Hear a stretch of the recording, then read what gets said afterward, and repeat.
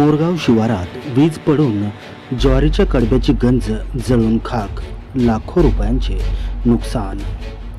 बीड तालुक्यातील मोजे मोरगाव शिवारातील लक्ष्मण बाबाचा माळ या ठिकाणी दिनांक 3 जून सोमवार रोजी सायंकाळी 5:30 वाजता वादळी वाऱ्यासह झालेल्या पावसात वीज पडून पोपट सोनबा जाधव या शेतकऱ्याची 4,500 कडब्यांची गंज जळून खाक झाली असून यात जवळपास 1 लाख रुपयाचे नुकसान झाले आहे। सोमनवाडी येथील रहिवासी असणारे पोपट सोनबा जाधव आपल्या पत्नी व मुलासह गेल्या 6 वर्षापासून मोरगाव येथील बापूराव कागदे यांच्या मालकीच्या 10 एकर शेतामध्ये बटाईने राबत होते। मोरगाव पासून